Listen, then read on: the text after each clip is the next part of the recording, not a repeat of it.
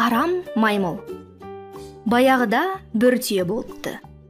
Ол бұта басын шалып жеп, ағаш жапырағын сыдырып жеп, бірде ойда, бірде қырда кезіп жүр екен. Күндердің бірінде маймылдар жасап жатқан ну орманға келіпті. Ол әдеті бойынша ағаш жапырағын сыдырып жеп, ағаш біткенді сидайлай бастапты.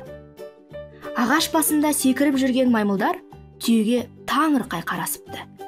Маймылдардың арасынан біреуі: «Ой, досым, сен біздің жесек азық, жатсақ жамылғы, отырсақ төсеніш болатын жапырағымызды қидай сыпырып, орманымызды жалаңаштауың қалай?»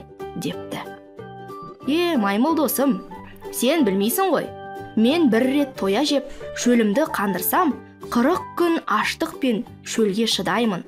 Биыл ағаш басы сояу болғанымен, келер жылы қайта көктеп, жапырақ жайып, мәуелейді деп жапыраққа тойған түйе маң-маң басып кете беріпті. Жыл айланып, жапыраққа дәндеген түйе жаз күндерінің бірінде маймылдардың орманына қайта келсе, ағаш жапырақтары төгіліп, маймылдар ағаштан ағашқа секіріп, мәз-мейрам болып жүріпті. Баяғыдағы маймыл түйеге: «Ей, досым, аман келдің бе? Сен расында керемет екенсің.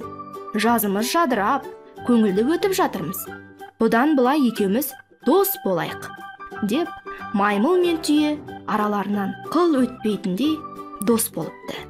Олар бір көлдің жағасын мекендеп, тұрмыстарын жақсы өткізіп, достық, барыс, келісті нығайта түсіпті. Бір жылы құрғақшылық жүріп, жан-жануарларға ауыр апат әкеліпті. Маймыл өз қамын ойлап, түйені өлтіріп, азық ету арам ойына келіп: «Екеуміз аштан өлеміз бе? Басқа жануарлар апаттың алдын алып, азық жинап, қамданып жатыр. Біз бақшаға барып, алма жейіп алайық», деп түйені бақшаға ертіп барыпты. Түйе алмаға тойып алып, керіліп тұрғанда бағбан келіп қалады.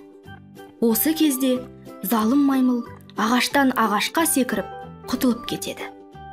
Бағбан түйені ұстап алып, өлімші етіп сабап, көк алақ қойдай қылады. Маймылдың өзіне қас ойлағанын сезген түйе: «Бұл арадан кетейік, өйтпегенде бағбан екеумізді де өлтіреді.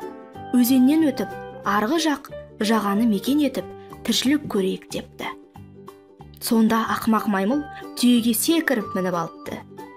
Түйе өзеннен өтіп келе жатып, шөге қалғанда, маймыл суға ағып кетіпті. Сөйтіп, біреуге ор қассаң, өзің түсесің дегендей, түйеге қастық ойлаған маймыл өзін өзі жоюмен тынады екен.